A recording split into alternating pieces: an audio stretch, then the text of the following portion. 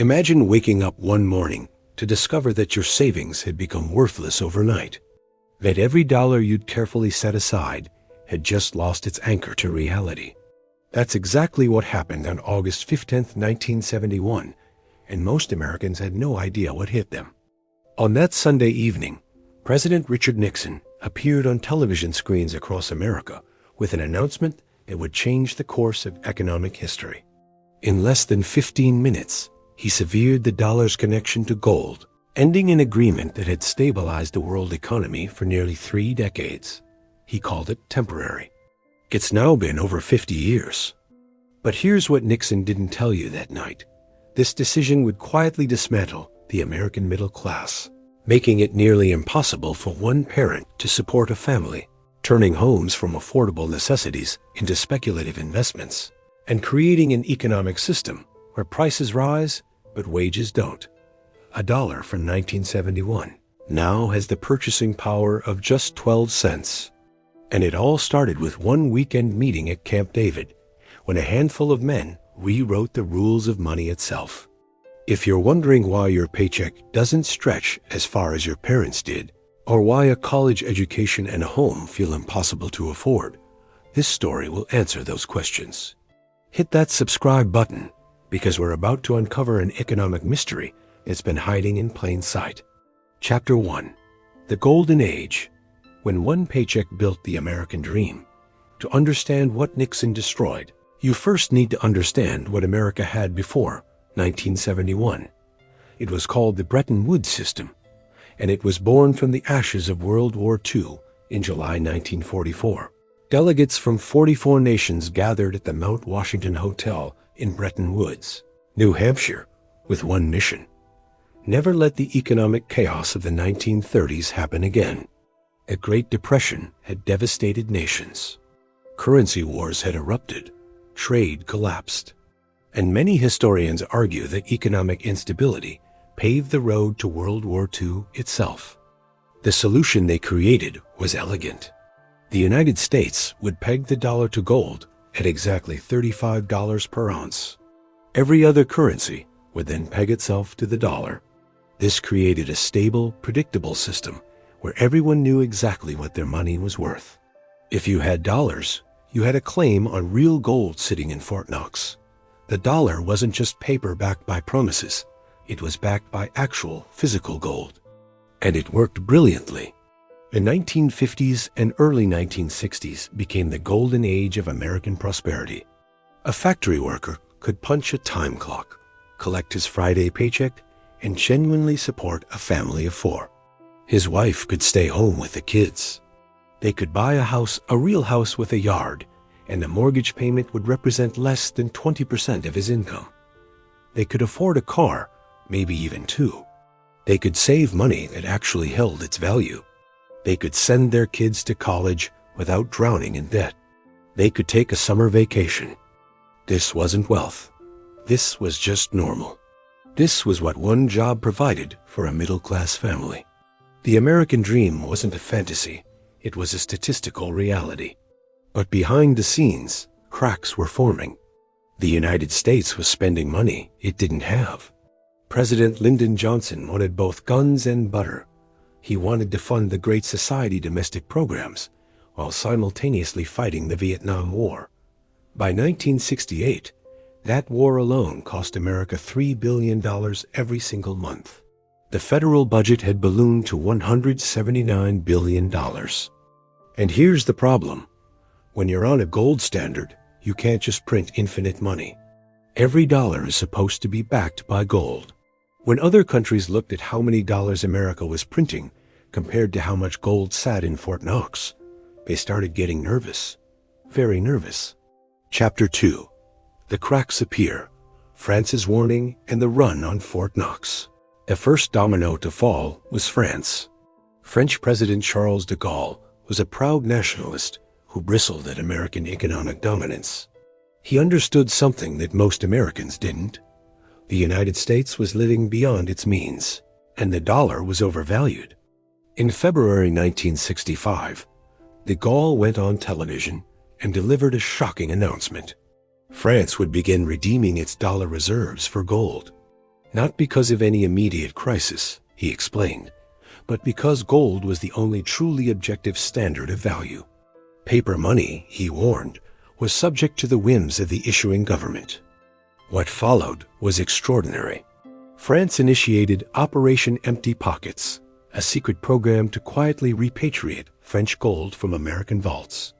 Ships began crossing the Atlantic. Between 1965 and 1968, France moved 1,638 tons of gold from New York back to Paris. Some arrived by air freight. Most came by naval vessel. In total, Operation Empty Pockets repatriated 3,313 tons of gold. Other countries watched carefully. If France was getting nervous, maybe they should be too. By 1971, the United States held $10 billion in gold reserves, but foreign governments held $80 billion in dollar claims. Simple math revealed the ugly truth. If everyone showed up to redeem their dollars for gold, America couldn't pay. The run on Fort Knox was accelerating. In early August 1971, France sent another request. Some say a warship arrived in New York Harbor, though historians debate the specific details demanding gold redemption. Britain made a similar request for $3 billion worth of gold. President Nixon faced an impossible choice. He could honor these redemption requests and watch America's gold reserves completely vanish within weeks. Or he could do something unprecedented, break America's promise. Inside the White House, Nixon was surrounded by advisors debating the unthinkable. His Treasury Secretary, John Connally, was a tough-talking Texan who believed America should act decisively. "Foreigners are out to screw us," Connally reportedly said. "It's our currency, but it's their problem." Federal Reserve Chairman Arthur Burns warned of international chaos. Undersecretary Paul Volcker understood the gravity. This would fundamentally reshape the world economy. But with gold flowing out of Fort Knox and foreign redemptions accelerating, Nixon felt he had no choice. On August 13th, Nixon made a secret decision. He summoned 15 of his top economic advisors to Camp David for an emergency weekend meeting. The public had no idea this gathering was happening. Markets were closed. The press wasn't invited. For 3 days, these men debated how to execute the most significant economic policy change in modern history. By Sunday evening, they had their plan. Nixon would go on national television and deliver a message that would shock the world. Chapter 3. Camp David, the weekend that changed everything. At 9:00 p.m. Eastern Time on Sunday, August 15, 1971, President Nixon addressed the nation. He didn't look worried. He looked confident, almost casual, as he announced what he called the new economic policy. "I have directed Secretary Connally to suspend temporarily the convertibility of the dollar into gold," Nixon said calmly, as if he were announcing a minor policy adjustment rather than tearing up the entire global financial system. Temporarily, that word mattered. Nixon framed this as a short-term measure, a necessary pause to protect American workers from international currency speculators. He promised it wouldn't last long. That was 53 years ago. The temporary suspension has never ended, but Nixon didn't stop there. He also announced a 90-day freeze on wages and prices, attempting to control inflation by government decree. And he slapped a 10% surcharge on imports, trying to protect American industries. It was an economic shock on multiple fronts simultaneously. Most Americans watching that Sunday night didn't fully grasp what had just happened. They heard something about gold and currency and international monetary policy technical stuff that sounded boring and complex. Many probably changed the channel after a few minutes. Those who kept listening heard Nixon promise that these measures would protect their jobs, stop inflation, and strengthen the dollar. He was wrong on almost every count. International reaction came swift and fierce. Markets panicked when they opened Monday morning. Currency traders scrambled to figure out what currencies were worth, if not pegged to gold. The Japanese yen, German mark, and Swiss franc all began fluctuating wildly. Some countries tried to maintain their currency pegs. Others let them float. European leaders were furious. Many felt betrayed. America had built the Bretton Woods system, convinced the world to adopt it, and now was unilaterally abandoning it without consultation. French Finance Minister Valéry Giscard d'Estaing called it a monetary atomic bomb. Treasury Secretary Connolly's response became infamous. When European finance ministers complained about the impact on their economies, Connolly replied with brutal honesty, "The dollar is our currency, but it's your problem." It was diplomatic arrogance at its finest, and it revealed the raw truth. America had the power to change the rules unilaterally, and everyone else would simply have to adjust. Within months, the Bretton Woods system was officially dead. By 1973, most major currencies were floating freely against each other, their values determined by markets rather than fixed agreements.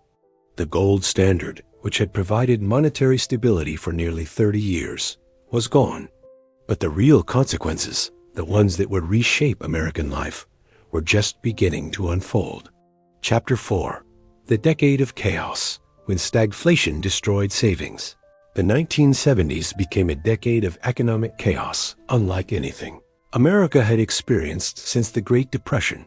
But this time, the problem wasn't deflation and unemployment. It was inflation and unemployment together, a combination so unusual economists had to invent a new word for it: stagflation. In 1971, inflation was running at about 4% annually. By 1974, it had nearly tripled to 12%. By 1980, it hit 14.5%. Prices for everything, food, gas, clothes, housing, were rising dramatically. A gallon of gas that cost 36 cents in 1970 cost $1.19 by 1980. Ground beef went from 66 cents per pound to $1.77.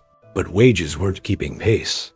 A worker earning $3.73 per hour in 1971 saw his purchasing power steadily erode throughout the decade. In real terms, adjusted for inflation, wages were actually falling. People were working just as hard, but could afford less.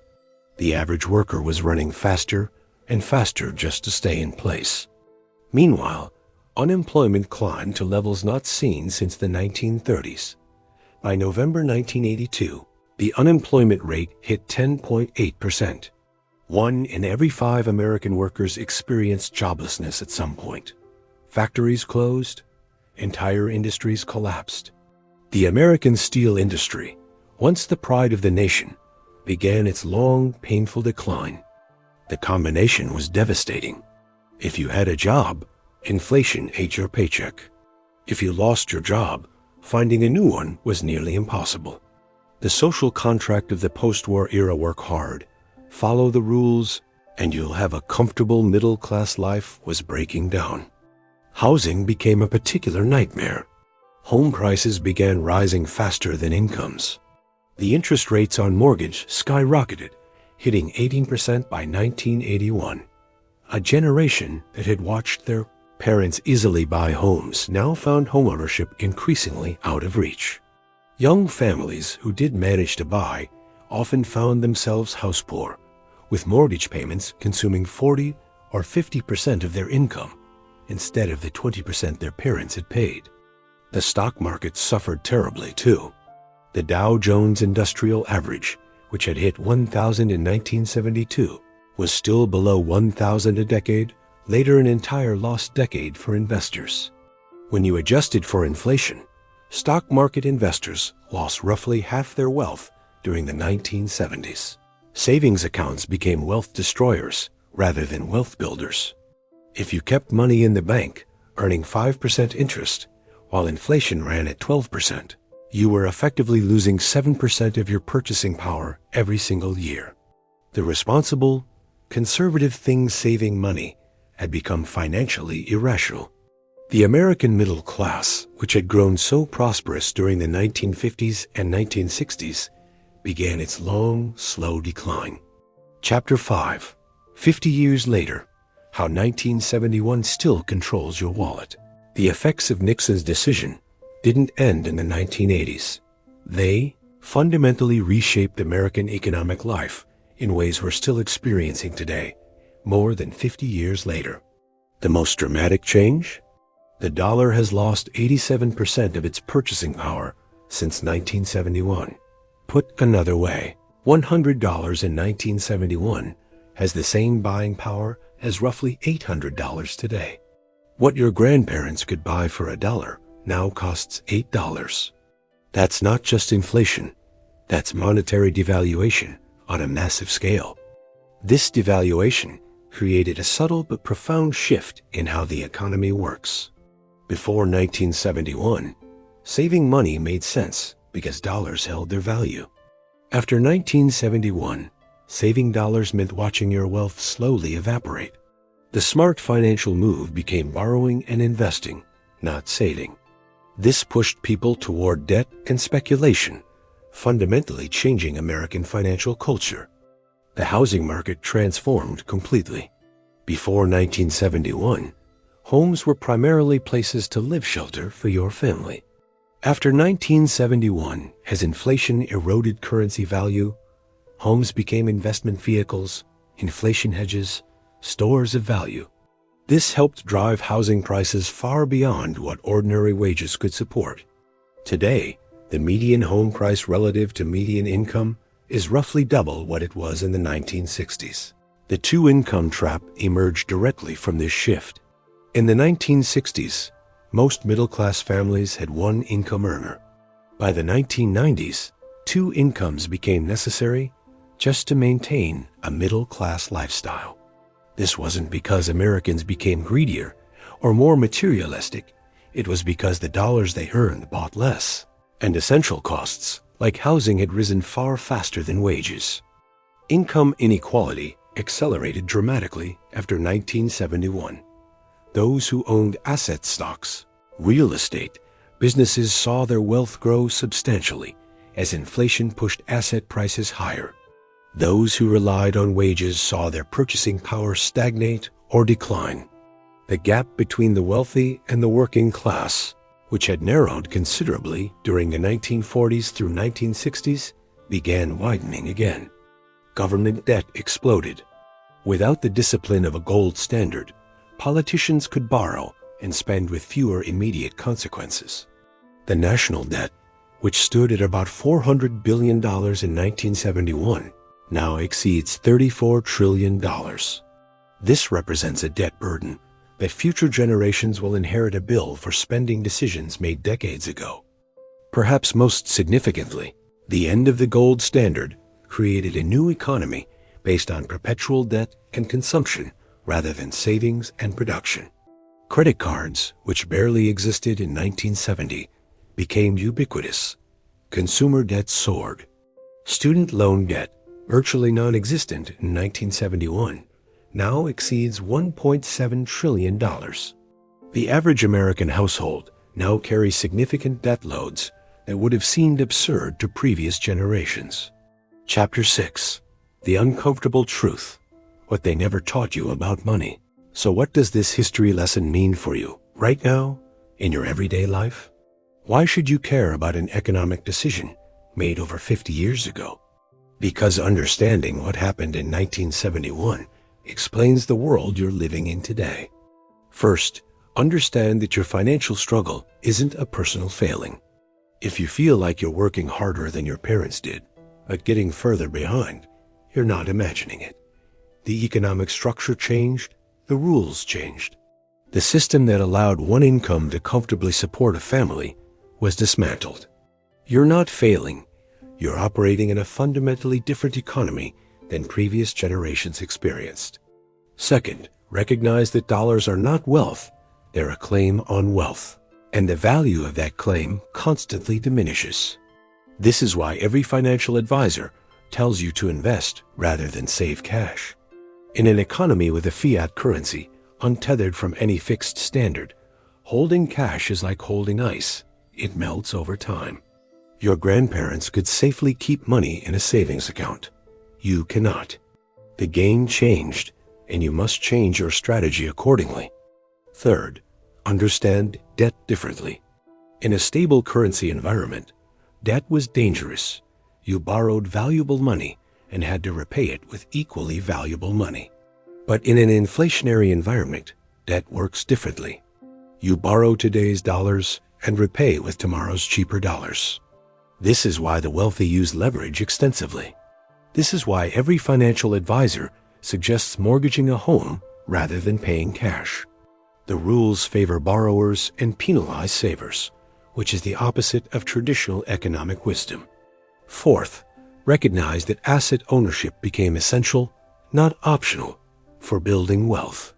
Your grandparents could build a comfortable retirement through steady work and modest savings. That path barely exists anymore. Today, you must own assets that appreciate: real estate, stocks, businesses, commodities, because these assets rise with inflation while cash savings decline. The middle class is increasingly defined not by income, but by asset ownership.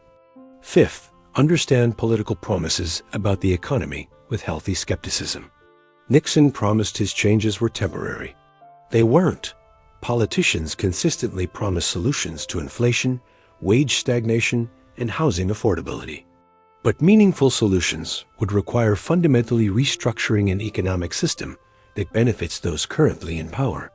Understand the incentives, question the promises, and protect yourself accordingly. Finally, and most importantly, recognize that economic systems are human creations. They can be changed. Nothing about our current monetary system is natural or inevitable. In 1971, a handful of men meeting at Camp David rewrote the rules of the global economy over a single weekend. Those rules created winners and losers. They shaped which behaviors get rewarded and which get penalized. They built an economy that favors asset owners over wage earners, debtors over savers, financial speculation over productive work. Understanding this history doesn't just explain the past, it empowers you to navigate the present and perhaps advocate for a different future. If stories like this, where we uncover the economic events that shaped our world while most people weren't paying attention, fascinate you, please like this video and subscribe to the channel, because we're just getting started with these financial educational mysteries.